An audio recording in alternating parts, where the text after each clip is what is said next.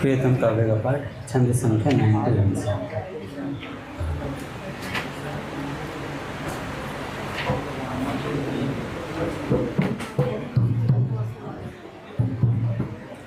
ललितां वाङ्मयीं ध्येयां रामदत्तापदार्पिताम् आत्मस्वरूपिणीं साध्वीं वन्देऽहं धर्ममातरं। कृष्णस्वरूपिणीं वन्दे हनुमद्गुप्तसन्ततिं नित्यां धर्मस्वसारं वै मञ्जूषामां सहोदरं। जय जय प्रियतम, जय जय प्रियतम, जय जय प्रियतम, जय जय प्रियतम, जय जय प्रियतम,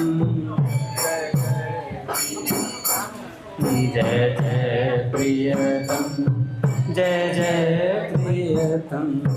तब से उन धर्म भाइयों ने निश्चय था किया यही प्रियतम।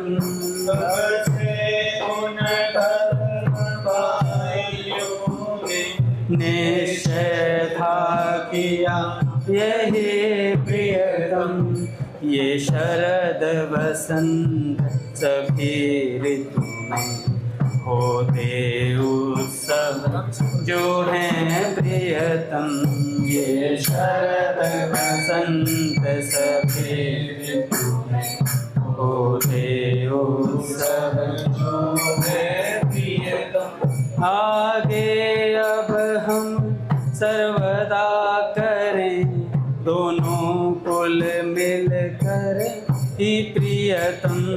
आगे अब हम सर्वदा करें दोनों कुल मिल कर ही प्रियतम।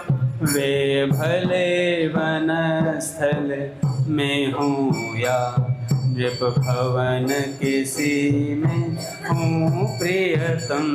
वे भले वनस्थल में हों या नृप भवन किसी में हूँ प्रियतम। इसीलिए नृपति थे सपरिवार आए अहीरपुर में प्रियतम। इसलिए नृपति थे सपरिवार आए अहीरपुर में प्रियतम। आई थी प्रजा और तो क्या 10 दिन वै का शिशु भी प्रियतम। आई थी प्रजा और तो क्या 10 दिन वै का शिशु भी प्रियतम। मानो नृपपुर उठ आया था पूरा का पूरा ही प्रियतम। मानो नृपपुर उठ आया था पूरा का पूरा ही प्रियतम। उन गोप नगर नर नारी का उत्साह निराला था प्रियतम। उन गोप नगर नर नारी का उत्साह निराला था प्रियतम। गोपेश और अवनीश अभी नारायण विग्रह का प्रियतम। गोपेश और अवनीश अभी नारायण विग्रह का प्रियतम। 64 उपचारों से अर्चन करके कृत हुए प्रियतम। 64 उपचारों से अर्चन करके कृत हुए प्रियतम। वो धाम नृत्य के सहित हो थे नाम गान करते प्रियतम। वो धाम नृत्य के सहित हो थे नाम गान करते प्रियतम। स्वर में स्वर सभी मिला करते, वैसे ही पुरवासी प्रियतम स्वर में स्वर सभी मिला करते, वैसे ही पुरवासी प्रियतम बीती ही थी वह अर्धनिशा पल, 5 हुए बस थे प्रियतम, बीती ही थी वह अर्धनिशा पल, 5 हुए बस थे प्रियतम। गोपेश पुत्र को ले आई रानी की बहन वहाँ प्रियतम, गोपेश पुत्र को ले आई रानी की बहन वहाँ प्रियतम। चंचल बालक वह उतर पड़ा जल्दी से गोदी से प्रियतम, चंचल बालक वह उतर पड़ा जल्दी से गोदी से प्रियतम। भयहीन सदा वह था झट से घुस पड़ा भीड़ में, हे प्रियतम भयहीन सदा वैसा झट से घुस पड़ा भीड़ में, हे प्रियतम। वह नृपति पुत्र को श्री भैया संबोधित था करता प्रियतम, वह नृपति पुत्र को श्री भैया संबोधित था करता प्रियतम। गोपेश वसन को खींच चपल कर से हंस कर बोला प्रियतम, गोपेश वसन को खींच चपल कर से हंस कर बोला प्रियतम। बाबा भेजा है मैया ने मुझको तुमसे कह दूं प्रियतम, बाबा भेजा है मैया ने मुझको तुमसे कह दो प्रियतम। श्री भैया को है एक हुई छोटी फिर बहन अभी प्रियतम, श्री भैया को है एक हुई छोटी फिर बहन अभी प्रियतम। जय जय प्रियतम, जय जय प्रियतम, जय जय प्रियतम, जय जय प्रियतम, जय जय प्रियतम, जय खत्म होने पे इसका पूरा अर्थ बता दूंगा। जय जय प्रियतम, जय जय प्रियतम, जय जय प्रियतम, जय जय प्रियतम, जय जय प्रियतम, जय जय प्रियतम, जय प्रियतम, जय जय प्रियतम, जय जय प्रियतम। बोलिए राधा माधव सरकार की जय। पूज्य श्री भाई जी महाराज की जय। पूज्य श्री राधा बाबा की जय। पूज्य मैया की जय। अपने प्यारे भैया की जय। पूज्य दादा की जय। भक्तवत्सल भगवान की जय। पूज्य भैया को प्रणाम। कभी बोल बड़े सौभाग्य का क्षण है कि आज भी हमें सत्संग और कीर्तन का परम लाभ प्राप्त होगा। पहले स्वामी जी की मानस में नाम वंदना से प्रसंग सुनते हैं, उसके बाद पूज्य श्री घनश्याम दास ठाकुर जी का चरित्र आगे सुनाएंगे। पूज्य स्वामी जी कहते हैं, चारों वेद ढंढोर के अंत कहोगे राम, सो रज्जब पहले कहो इतने में ही काम। भगवान का नाम लेने वाले भक्तों को गिनाते हैं गोस्वामी जी महाराज। उन लोगों ने कैसे नाम लिया वह भी बताते हैं। नाम प्रसाद शंभु अविनाशी, साजु अमंगल मंगल राशि। नाम के प्रसाद से शंकर जी अविनाशी हैं और अमंगल वेश होने पर भी मंगल की राशि है। शंकर भगवान अविनाशी किससे हुए? तो गोस्वामी जी कहते हैं नाम प्रसाद। निरंतर नाम जब करते हैं इसलिए शंकर भगवान शंकर भगवान है। नाम के प्रभाव से एक बार गुरुदेव श्री नारद जी ने पार्वती जी के शंका पैदा कर दी कि भोले बाबा से पूछो तो सही एक बार, ये गले में मुंडमाला जो पहने हुए हैं, यह माला क्या है? तो माता पार्वती ने पूछा, महाराज आपने यह माला पहन रखी है, यह क्या है? भगवान शंकर टालने लगे, टाल मटोली करने लगे, क्या करोगी पूछ कर। पर उसने कहा नहीं महाराज बताओ, आज तो बताना पड़ेगा। तो शंकर भगवान कहने लगे, लगा दो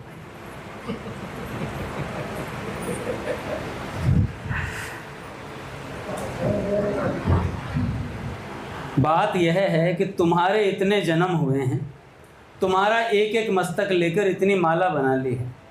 माता पार्वती को आश्चर्य हुआ। वह बोली महाराज मेरे तो इतने जन्म हो गए कि एक माला बन गई और आप वही रहे, इसमें क्या कारण है? तो उन्होंने बताया हम अमर कथा जानते हैं। तो माता ने कहा अमर कथा फिर तो हमें भी सुना दो, हम भी सुनना चाहती हैं। जिद कर ली। तो भगवान शंकर ने कहा तो एकांत में जाकर कहा अच्छा तुमको सुनाएंगे पर हर एक को नहीं सुनाएंगे। भगवान शंकर सुनाने लगे भगवान का नाम और भगवान का चरित्र। अमर कथा यही है। भगवान शंकर ने सब पक्षियों को उड़ाने के लिए 3 बार ताली बजाई। उस समय और दूसरे सभी पक्षी उड़ गए, पर एक सड़ा गला तोते का अंडा पड़ा था। उसने इस कथा को सुन लिया। पार्वती जी ने हट तो कर लिया, परंतु माता को नींद आ गई। अच्छा, माँ को नींद आ सकती है क्या? ये तो हम जैसों को शिक्षा देने के लिए लीला है। एक तो प्रेम से सुनने की स्वयं की उत्कंठा होती है और एक दूसरे की प्रेरणा से इच्छा की जाती है। माता ने नारद जी की प्रेरणा से इच्छा की थी, इस कारण नींद आ गई। जिसके स्वयं की लगन होती है उसको सज्जनों नींद नहीं आती। पार्वती जी को नींद आ गई, तोता सुनते सुनते हाँ हाँ करता रहा। भगवान शंकर मस्त होकर भगवान का चरित्र कहे जा रहे हैं और उसी मस्ती में हो रहे हैं।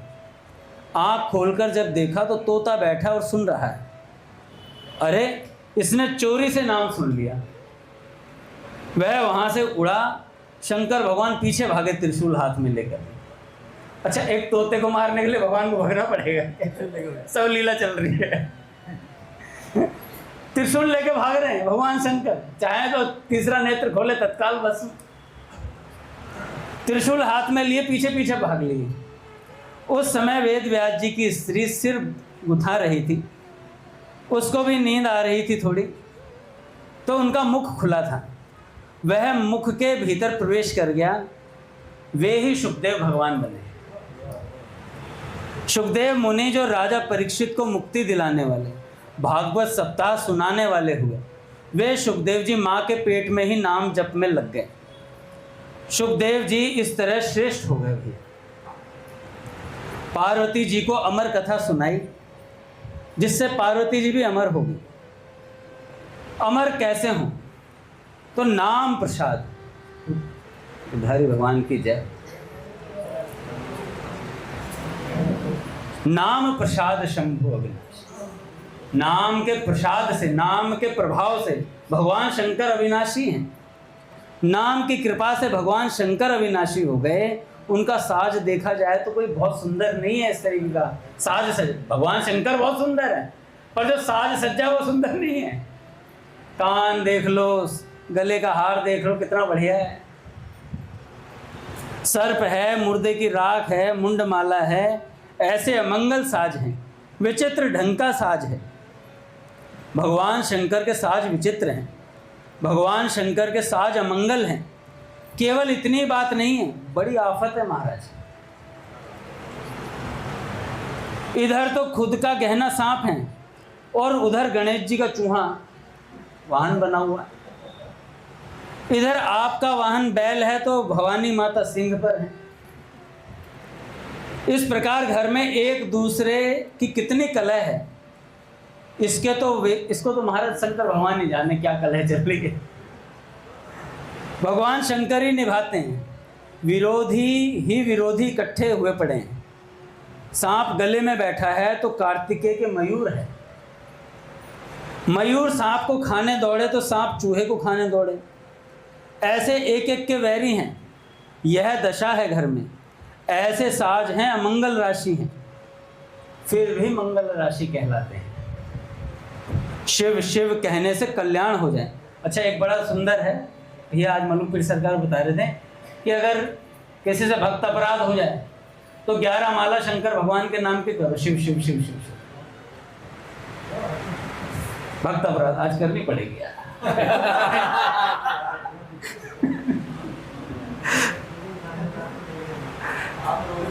रोज करनी पड़ेगी। नहीं, मैं पहले रोज करता था, तब बीमार नहीं हुआ करता। जैसे पहले मैं बहुत परेशान हुआ करता था।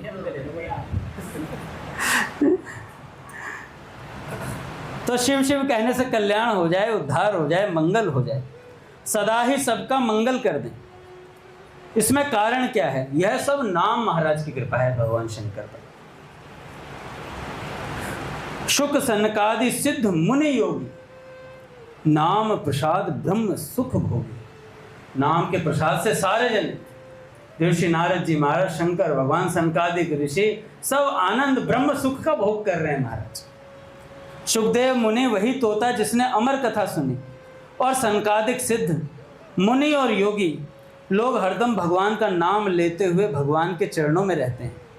सनकादिक ऋषि हमेशा 5 वर्ष की बालक अवस्था में ही रहते हैं। ये ब्रह्मा जी से सबसे पहले प्रकट हुए, सृष्टि पीछे हुई। ऐसे इतने पुराने परंतु देखने में छोटे छोटे बच्चे हैं, 4-5 वर्ष की, सदा नग्न रहने वाले महात्मा की तरह घूमते हैं और सदैव हरि शरणम हरि शरणम हरि शरणम ऐसे रटते रहते हैं। वे नाम के प्रसाद से ब्रह्म सुख प्राप्त करते हैं। नारद जानेउ नाम प्रतापु, जग प्रिय हरि हरि हर प्रिया। संसार को तो विष्णु भगवान प्यारे लगते हैं। वे संसार का पालन पोषण करने वाले हैं। जैसे बालक को माँ बड़ी प्यारी लगती है, शरीर का पालन करने में माँ के समान कोई नहीं। कोई आफत हो तो बालक को माँ याद आती है। हम भाई बहन जितने हैं, हम सबका पालन पोषण माँ ने ही किया है। माँ की तरह संसार मात्र का पालन करने वाली शक्ति माँ है। भगवान हरि विष्णु हैं। नारद जी भगवान के नाम का कीर्तन करते हैं। इस नाम के कारण भगवान विष्णु को, भगवान शंकर को भी प्यारे लगते हैं। इस प्रकार सबको प्रिय लगने वाले नारद जी महाराज हो गए महाराज। नाम जपत प्रभु कीन प्रसादु, भगत शिरोमणि भय प्रहलाद। देखो गोस्वामी जी महाराज सब भक्तों पर जा रहे हैं नाम महिमा। एक बार पूज्य भैया ने भी नाम महिमा सुनाई थी, जब अपना वो टेंट उधर जो था प्लॉट में, उस समय नाम महिमा सुनाई थी। सारा इसी तरीके से सुनाई थी भैया ने, मानस में से। तो नाम महाराज की कृपा से प्रहलाद जी महाराज भक्त शिरोमणि हो गए। जहाँ भागवतों को नमस्कार किया, वहाँ प्रहलाद जी का नाम पहले और गुरुजी नारद बाबा का नाम पीछे ले दिया। प्रहलाद, नारद, पराशर, पुंडरीक हैं। भैया स्वामी जी महाराज ने कहा, प्रहलाद नहीं, सेठ जी महाराज ने कहा कि प्रहलाद जी महाराज कितने बड़े नाम जापो, कितना विश्वास था भगवान में, अद्भुत विश्वास था। पर प्रहलाद जी को भी कष्ट भोगना पड़ा। हाथी से कुचलवाने का प्रयास हुआ, पहाड़ से गिरवाने का सोचा है। तो सेठ जी कह रहे थे, भैया संतों की सोच कहाँ तक जाती है। सेठ जी कहने लगे, अगर प्रहलाद जी भक्ति को प्रकट नहीं करते तो इतना कष्ट नहीं होता उन्हें। प्रकट नहीं करते थे, तो इसलिए सेठ जी कहते अपने भजन को छुपा लो थोड़ा सा, तो थोड़ा कष्ट कम रहेगा। तो भैया सेठ जी हैं, भैया सेठ जी बड़ा मतलब ऐसे छुपे हुए महात्मा, और महाराज सबके सामने प्रकट भी हो गए। स्वामी जी महाराज ने प्रकट कर दिया, बाबा ने बाबू जी को प्रकट कर दिया। कोई ना कोई रहते हैं भैया संतों को प्रकट करने के लिए। तो बाल्य अवस्था में ही रात दिन लग गए इतना विश्वास, इतना भरोसा, इतनी दृढ़ता कि हिरण्यकश्यप से इतनी दुनिया कांपती, देवता भी कांपते। ऐसे पिता से भी कोई भय नहीं, कहीं किसी तरह का भय देखा तक नहीं। वे तो बस नाम जपते हैं मस्ती में। यह क्या है? इसे कहते हैं नाम प्रसाद ब्रह्म सुख भोग। नाम के प्रभाव से देखो कैसा सुख प्राप्त कर रहे हैं। जप करने से ऐसी कृपा हुई। अब ध्रुव जी महाराज को ले लो। ध्रुव जी महाराज ने जप किया, पर ग्लानि से किया। विमाता के कठोर वचनों से दुखी होकर राज्य के लिए सकाम भाव से भजन में लगे। छोटे बालक होकर भी कितनी हिम्मत की। इसलिए कहते हैं हिम्मत मत छाड़ो नरा, मुख सु कहता राम। हरिया हिम्मत सु किया ध्रुव अटल धाम। नारद जी ने कहा, अरे जंगल में अकेला कहाँ रहेगा। पूज्य भाई जी कहते हैं भय और प्रलोभन, दो वस्तु आती हैं साधक के बीच में जब वो भगवान की तरफ बढ़ता है। तो नारद जी महाराज ने भय दिखाया, जंगल में अकेला रहेगा, जानवर आ जाएंगे, भय लगेगा। वहाँ जंगल में माँ थोड़ी बैठी है, कहाँ जा रहा है तू? तो कहते हैं मैं तो भगवान का भजन करूँगा। फिर कई प्रलोभन दिए, बहुत सी बातें बताई नारद जी महाराज ने, पर पक्का था, डिगा नहीं। उसने राज्य के लिए ही भजन किया था, इसलिए भगवान ने कहा कि इसके रहने के लिए एक ऐसा अटल धाम बना देता हूं जहां से कोई विचलित ना कर सके।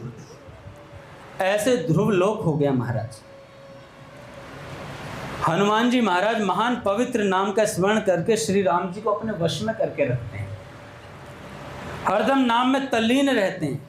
रहिए नाम में गलतान, रात दिन नाम जपते ही रहते हैं। हनुमान जी महाराज को खुश करना हो तो राम नाम सुनाओ, राम जी के चरित्र सुनाओ, क्योंकि प्रभु चरित्र सुनवे को रसिया। भगवान के चरित्र सुनने के बड़े रसिया हैं। राम जी ने भी कह दिया, हनुमान जी को क्या कहा? धनी कहा। पट खुलेंगे महाराज। श्री राम जय राम, जय जय राम।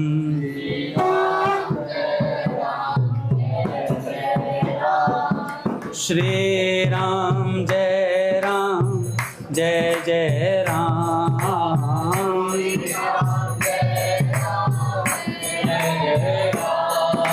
श्री राम जय राम, जय जय राम। श्री राम जय राम, जय राम। श्री राम जय राम, जय जय राम।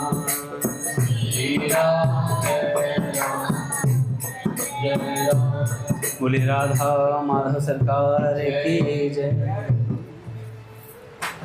गुरुदेव भगवान की जय। तो राम जी ने हनुमान जी को कहा, क्या कहा? धनी का, और कहा मैं कर्जदार हूं तुम्हारा। राम जी ने देखा कि मैं तो बन गया कर्जदार, पर सीता जी कर्जदार ना बने तो घर में ही दो मत हो जाएंगे। तो सीता जी को भी कर्जदार बनाना है हनुमान जी का। इसलिए राम जी का संदेश लेकर सीता जी के चरणों में हनुमान जी महाराज गए, जिससे माता सीता भी ऋणी बन गई। कहा, बेटा तूने आकर महाराज की बात सुनाई, ऐसा संदेश और कौन सुनाएगा। राम जी ने देखा हम दोनों तो ऋणी बन गए, अब लक्ष्मण बाकी रह गए। जब लक्ष्मण जी के शक्ति बाण लगा, उस समय संजीवनी लाकर लक्ष्मण जी के प्राण बचाए। इस प्रकार जंगल में आए हुए तीनों तो ऋणी बन गए, पर घर वाले बाकी रह गए। भरत जी को जाकर संदेश सुनाया कि राम जी महाराज आ रहे हैं। हनुमान जी ने बड़ी चतुराई से संक्षेप में सारी बात कह दी। रिपु रन जीत सुजस सुर गावत, सीता सहित अनुज प्रभु आवत। पहले जब हनुमान जी आए थे तो भरत जी का बाण लगा था। उस समय उन्होंने वहाँ की बात कही कि युद्ध हो रहा है, लक्ष्मण जी को मूर्छा हो गई है और सीता जी को रावण ले गया है। अब किसकी विजय हुई, क्या हुआ, इसका पता नहीं। यह सब इतिहास जानना चाहते हैं भरत जी महाराज। तो थोड़े से मैं ही सारा बात बता दी हनुमान जी महाराज ने। इनकी सेवा से राम जी अपने परिवार सहित हनुमान जी हैं वश में हो गए, सब ऋणी बन गए। ऐसी कई कथाएं आती हैं। हनुमान जी महाराज सेवा बहुत करते हैं। सेवा करने वाले के वश में सेवा लेने वाला हो ही जाता है। सेवा करने वाला ऐसे तो छोटा कहलाता है और दास होकर ही सेवा करता है, परंतु सेवा करने से सेवक मालिक हो जाता है और सेवा लेने वाला स्वामी उसका दास हो जाता है। स्वामी को सेवक की सब बात माननी पड़ती है। संसार में रहने की यह बहुत विलक्षण विद्या है। सेवा करना सेवक धर्म बड़ा कठोर है। भरत जी महाराज भी यही कहते हैं। ऐसे सेवा धर्म को हनुमान जी महाराज ने खूब निभाया। तो भैया नाम के प्रसाद से सब ब्रह्म रस का भोग कर रहे हैं। कल हम सुन रहे थे घनश्याम दास ठाकुर जी के चरित्र में कि दो साधुओं को घनश्याम दास ठाकुर जी की सेवा में लगा दिया। जो ठाकुर जी की सेवा में रहते उन्हें क्या सुनाते? रामचरितमानस सुनाते, भागवत जी सुनाते, भक्त चरित्र सुनाते, बढ़िया बढ़िया।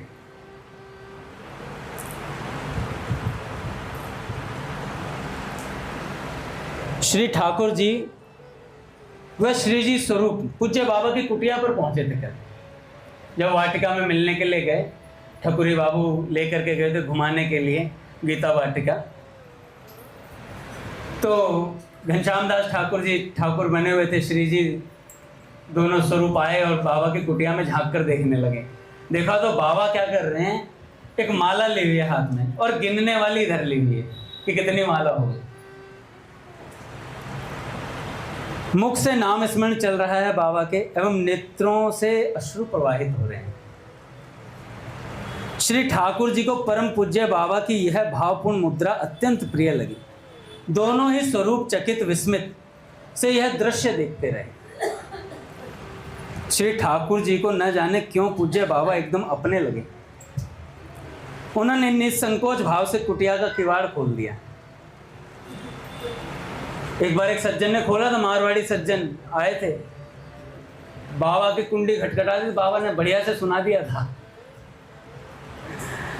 किसी साधना निमग्न साधु को इस प्रकार विक्षेप नहीं करना चाहिए, ऐसा भाव ही ठाकुर जी के मन में नहीं आया। ये बात ही मन में नहीं आई। हृदय की आत्मीयता इतनी थी कि शिष्टाचार रूपी जो औपचारिकता वो हट गई।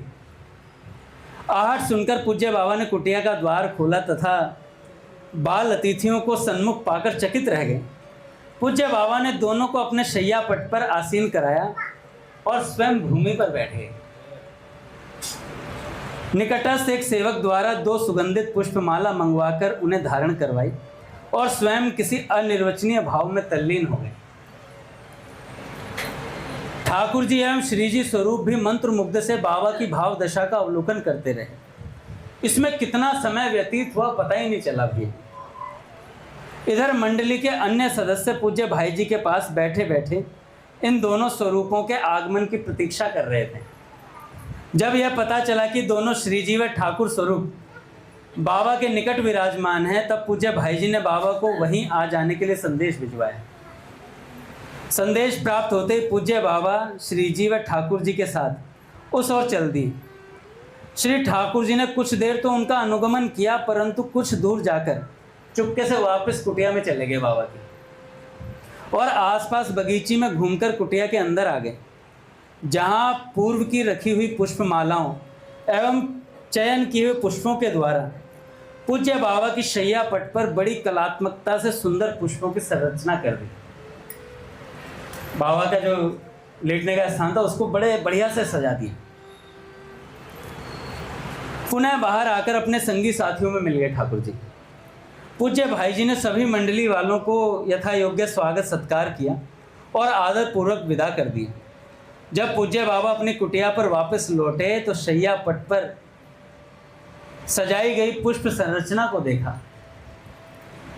उन्हें यह देखकर अति विस्मय हुआ कि यह संरचना उनकी मानसिक लीला चिंतन में प्रिया प्रियतम की सेज पर की गई फूलों की संरचना से बिल्कुल हूबहू मेल खा रही थी।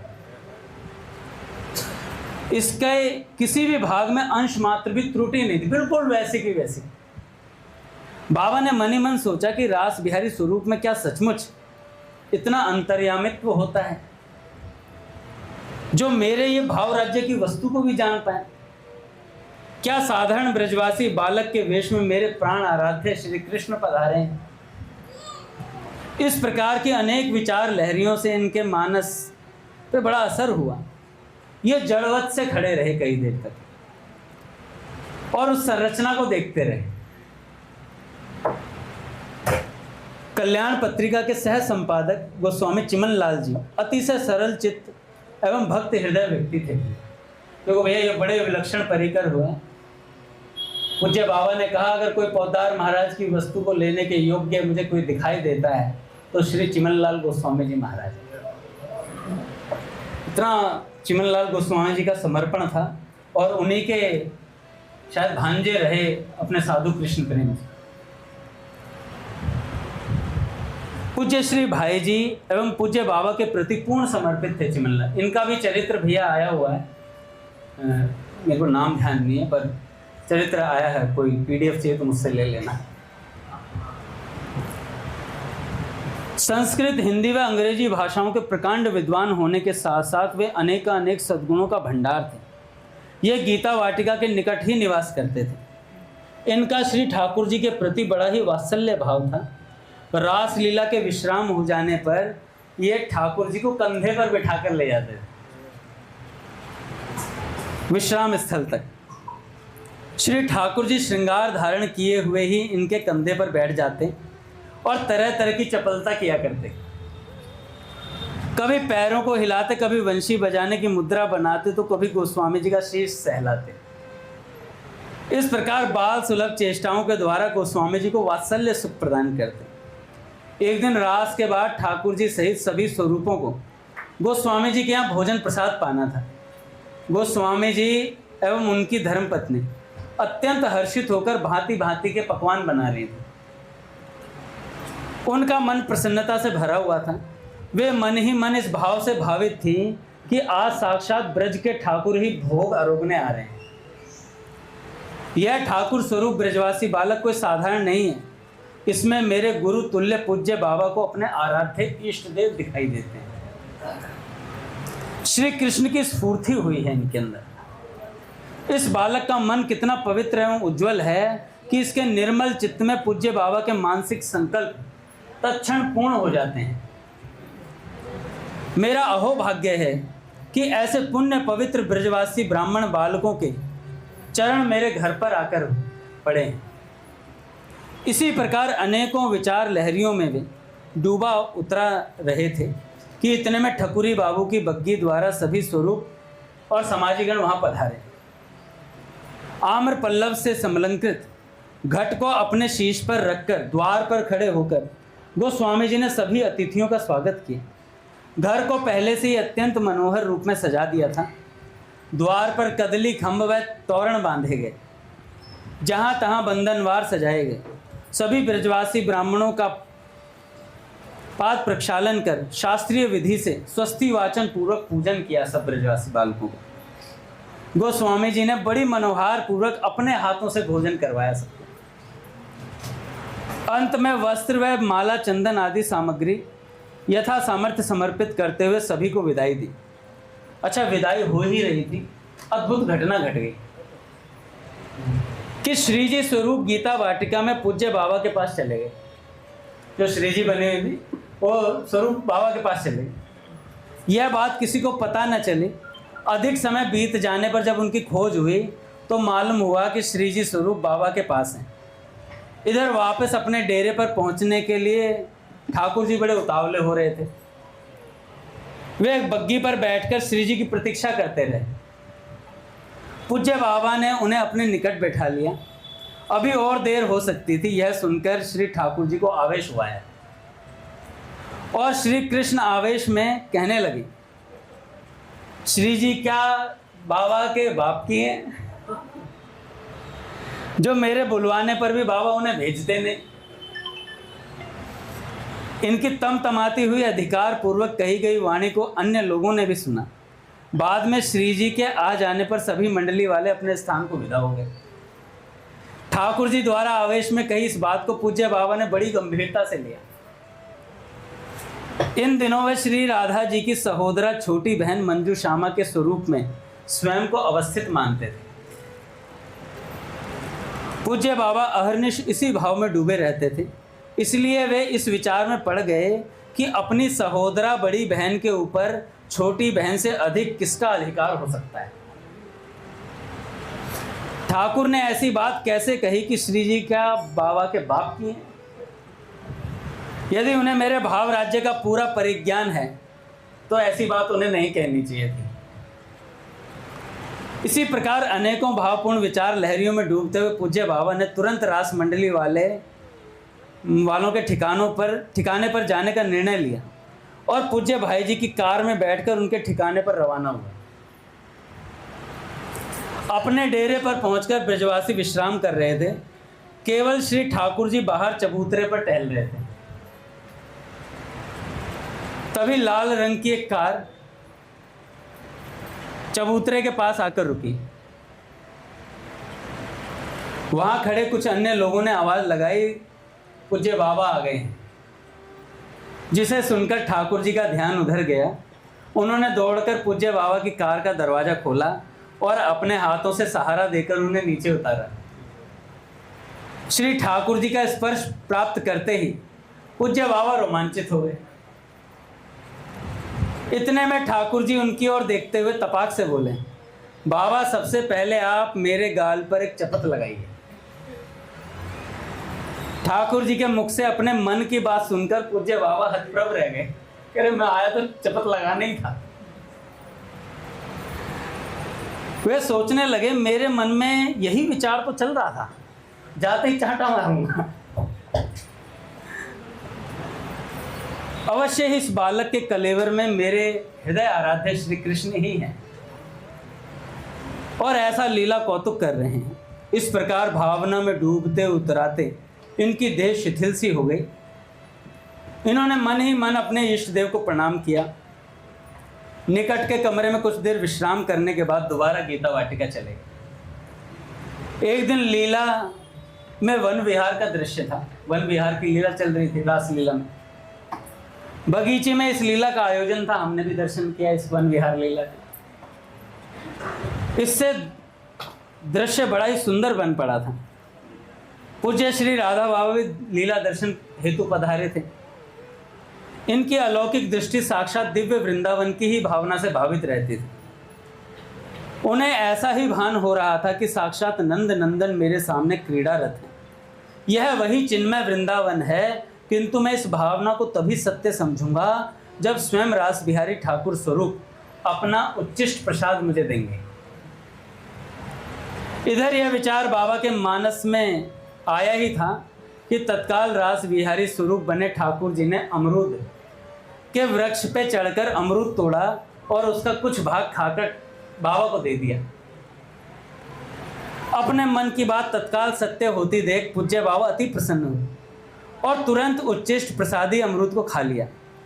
उन्हें बाह्य लोकाचार का कोई ध्यान तो था नहीं। उनके दृष्टिपथ में तो नीलमणि श्री कृष्ण ही साक्षात थे। वहीं पर विधि निषेध की सनातनी मर्यादा को ध्यान में रखने वाले पूज्य श्री सेठ जी के अनुगत भी बैठे थे। पूज्य श्री सेठ जी के अनुगत भी बैठे थे। उनके द्वारा यह बात सेठ जी तक पहुंच गई।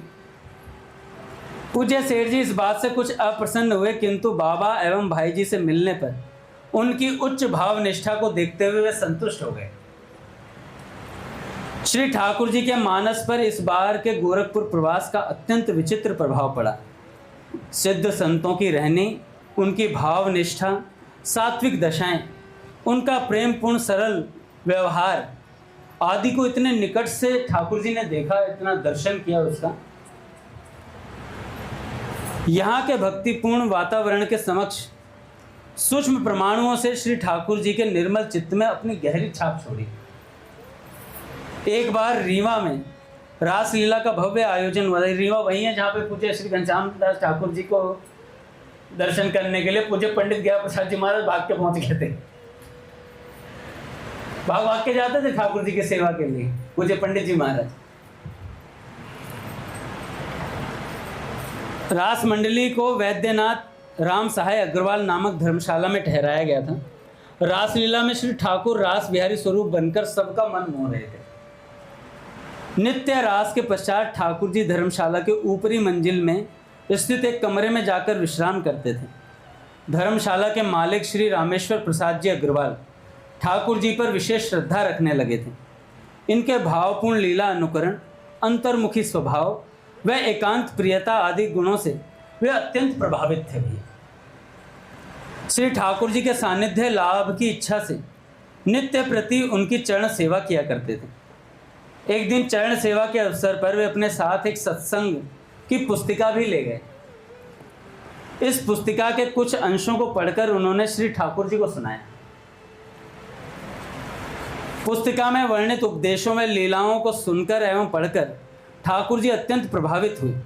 गोचारण संबंधित लीला को पढ़कर उन्हें जिज्ञासा हुई कि जिन्हें इस लीला की अनुभूति हुई है वे महापुरुष हैं कौन।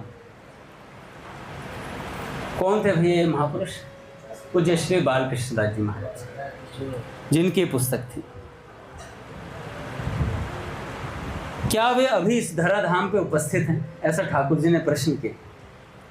इसके पूर्व ठाकुर जी ने अनेक लीला प्रसंग सुने थे, परंतु इस पुस्तिका में वर्णित लीला कुछ विलक्षण थी। श्री ठाकुर जी के मन में उन संत श्री का परिचय प्राप्त करने की तीव्र उत्कंठा जागृत हुई। जब उन्हें ज्ञात हुआ कि संत श्री धाम वृंदावन में ही निवास करते हैं तो बड़े प्रसन्न हुए।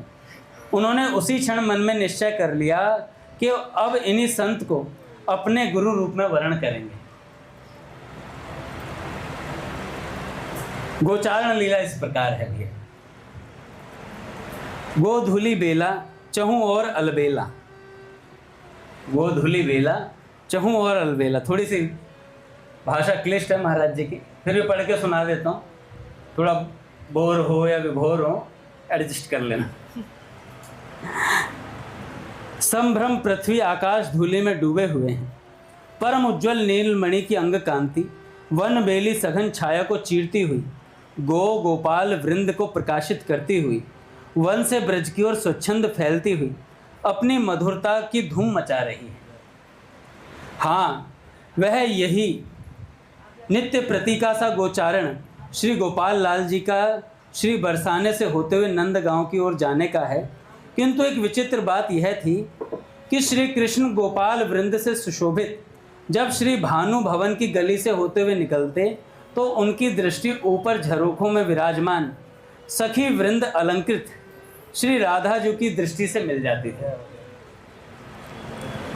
उसी क्षण श्री राधा जी की वेणी से निकलकर एक नील कमल का फूल नीचे की ओर श्री कृष्ण गंभीर गति से जा रहे हैं, गिर पड़ता है, परंतु वह वहीं ठीक श्री कृष्ण के मुकुट में जाकर गिरता है,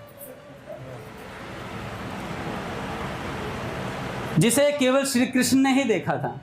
सब सखा नंदगांव की ओर जाते हुई गायों के साथ तन्मय हैं। श्री कृष्ण के विशाल कमल नयन श्री राधा जी के अंजन अंकित नयनों से एक हो जाते हैं।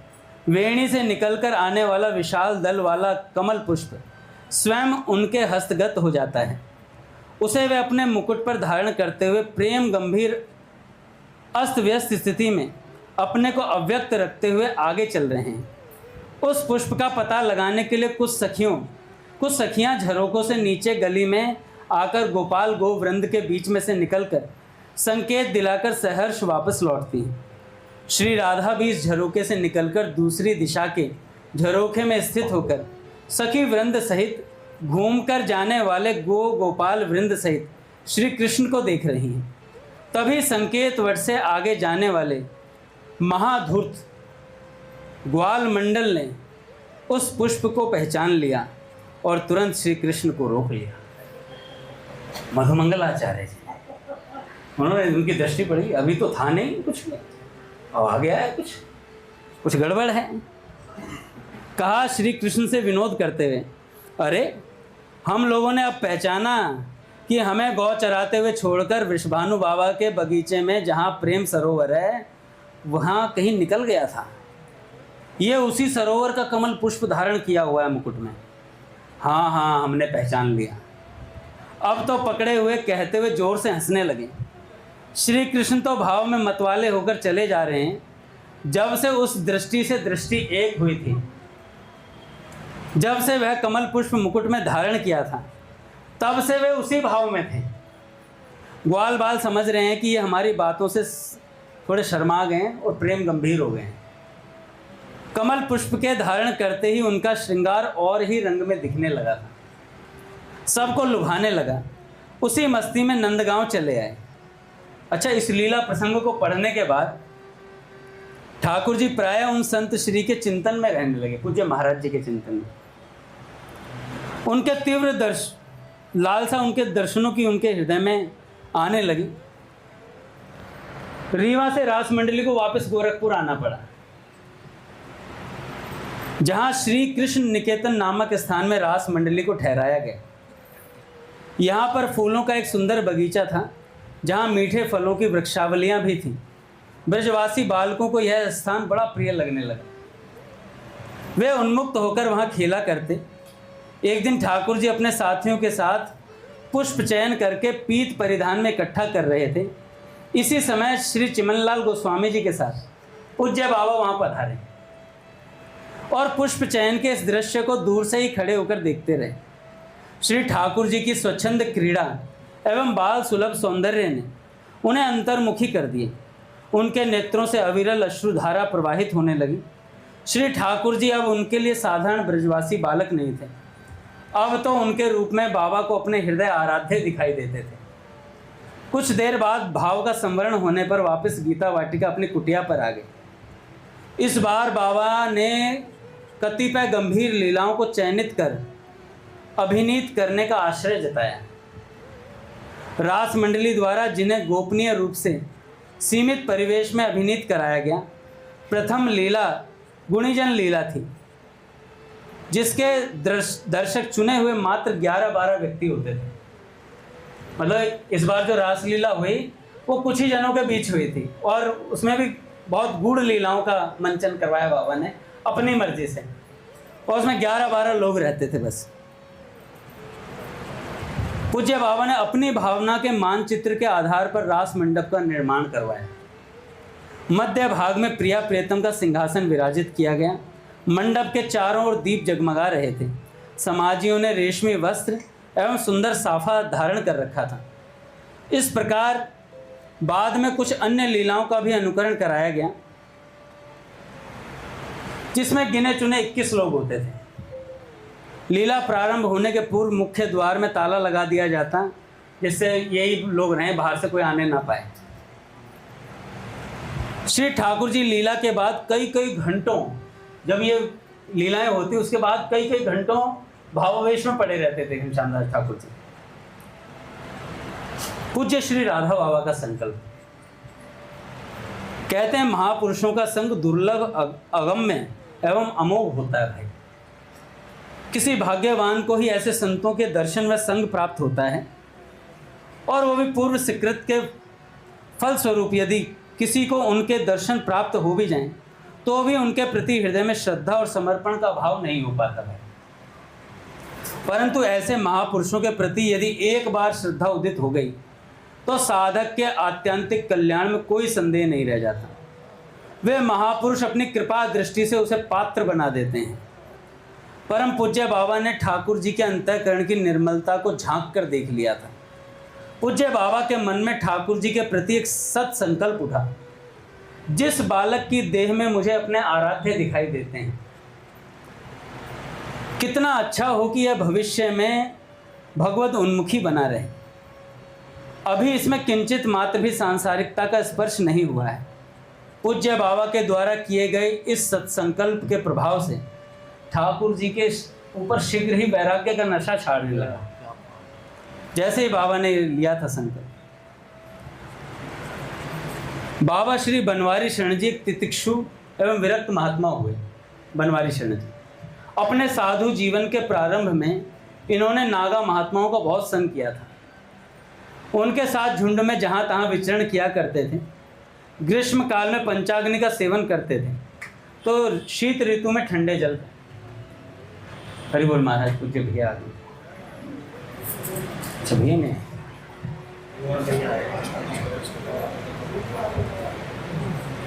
संयोगवश एक बार इनको रासलीला के दर्शन का सौभाग्य प्राप्त हुआ।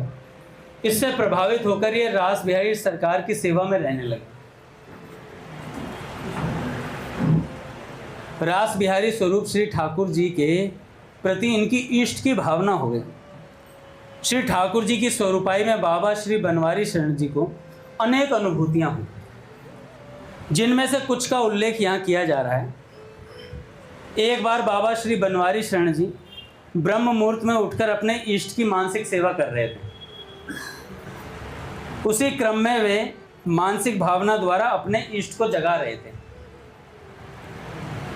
अपने मानसिक भावना में श्री ठाकुर जी को ही इष्ट रूप से चिंतन किया करते थे।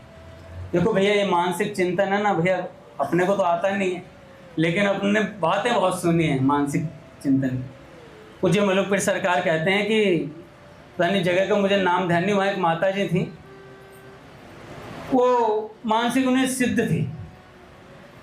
तो पूज्य श्री भक्तमाली जी महाराज ने पूज्य मलुकपीर सरकार को एक बार वहाँ भेजने का कुछ निश्चय किया था।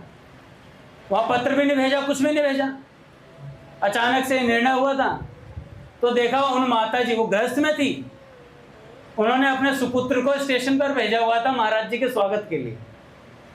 तो महाराज जी ने पूछा कि ऐसे कैसे हो गया, हमने कोई पत्र नहीं भेजा, कुछ भी कोई बात नहीं, और फिर भी हमारे स्वागत के लिए ना यहाँ आ गए, और पता कैसे चला।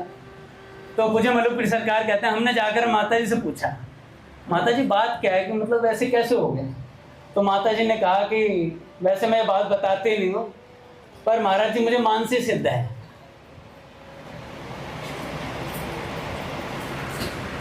मैं कहीं का भी कुछ भी देख सकती हूँ। जैसे अपनी पूज्य प्राची दीदी लखनऊ से बैठे बैठे यहाँ सब कुछ झांक लेती थी। बच्चे घबराए घबराए घूमते थे, उनमें से एक मैं भी था, अब भी घूम रहा हूँ घबराए घबराए।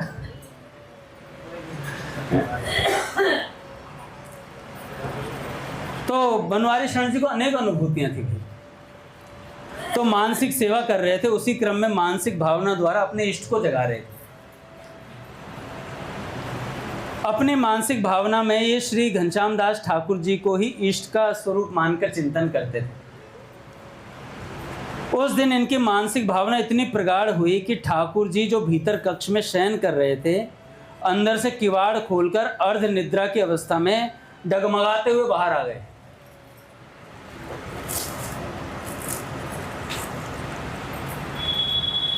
और वहीं बिछी हुई दरी पर दोबारा सो गए। घनश्याम दास ठाकुर जी अपने कक्ष से बाहर आए और उनके सामने बिछी हुई दरी पर वापस आगे सो गए। बाबा श्री बनवारी शरण जी ने जब अपनी आंखें खोली तो उन्होंने ठाकुर जी को अपने निकट देखा। वे चौंक उठे कि श्री ठाकुर जी बाहर कैसे आ गए। कुछ देर बाद ठाकुर जी की नींद टूटी तो उन्होंने श्री बनवारी बाबा को डांटते हुए कहा, मुझे यहाँ क्यों लाए हो, मुझे सोने क्यों नहीं देते। नींद आ रही ठाकुर। यह सुनकर श्री बनवारी बाबा ने दीनतापूर्वक कहा कि सरकार आप स्वयं ही आए हैं, मैं आपको यहाँ कैसे लाता। आपके कक्ष के किवाड़ तो अंदर से बंद थे, आप स्वयं ही चलकर आए हैं। बाद में अपनी मानसिक सेवा वाली बात उन्होंने ठाकुर जी से कह दी कि मैं मानसिक भावना में इष्ट की मूर्ति के रूप में आपका ध्यान करता हूँ। उसी रूप में मैं अपनी नित्य की सेवा में अपने इष्ट को जगा रहा था। मुझे क्या पता था कि इतनी तन्मयता हो जाएगी कि आप उठ करके आ जाएंगे कक्ष से बाहर। अच्छा, घनश्याम दास ठाकुर जी इनके भक्ति भाव से बड़े प्रसन्न हुए कि क्या मानसिक चिंतन है। इसी प्रकार एक बार रास लीला के मध्य रास बिहारी स्वरूप बने श्री ठाकुर जी को बड़ी जोर की प्यास लगी। उन्होंने श्री तपसी जी से जो उनकी सेवा में थे उनसे जल मांगा।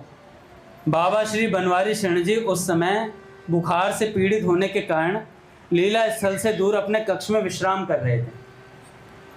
अचानक उनको ऐसा आभास हुआ मानो श्री ठाकुर जी उनसे पानी मांग रहे हैं। उन्होंने तत्क्षण मानसिक भावना में ठाकुर जी को जल का भरा गिलास दे दिया, जिसे ठाकुर जी ने पी लिया। इधर प्रत्यक्ष रूप से मंच पर उपस्थित श्री ठाकुर जी को जब जल लाकर दिया गया तो ठाकुर जी ने यह कहते हुए जल लौटा दिया, मेरी प्यास बुझ गई है। बाद में एक चर्चा में श्री बनवारी बाबा ने ठाकुर जी को बताया, मुझे अपने कक्ष में लेटे लेटे अचानक ऐसा लगा कि आप प्यासे हैं, तब मैंने मानसिक भावना में आपको जल पिला दिया था। उनकी बात सुनते ही ठाकुर जी समझ गए कि बनवारी शरण बाबा द्वारा मानसिक सेवा का चमत्कार था कि मेरे को प्यास लगी तो प्यास बुझ गई। ऐसी ही एक घटना उस समय की है जब ठाकुर जी स्वरूपाई से उतर चुके थे, श्री धाम वृंदावन में रहकर भजन किया करते थे। देखो, ठाकुर जी को समझाने के लिए अपने चक्रदादा भी आए थे,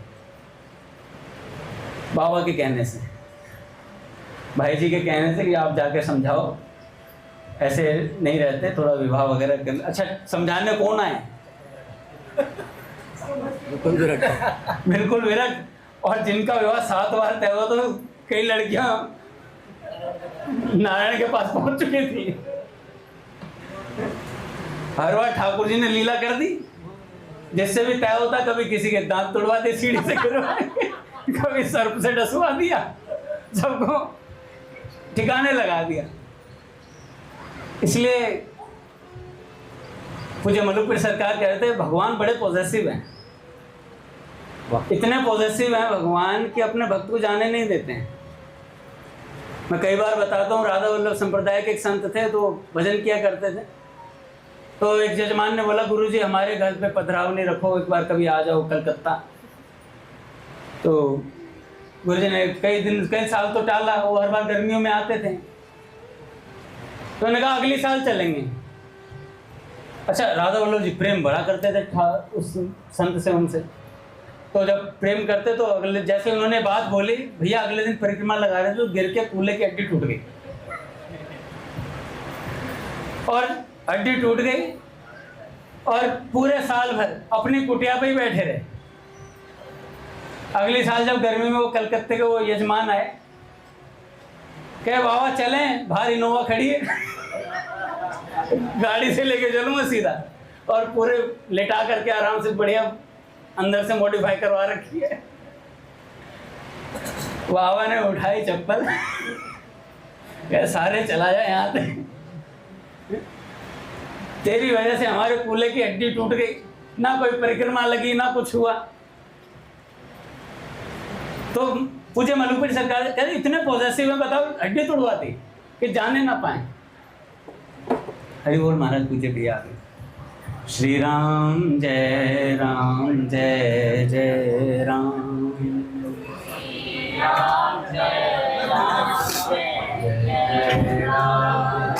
श्री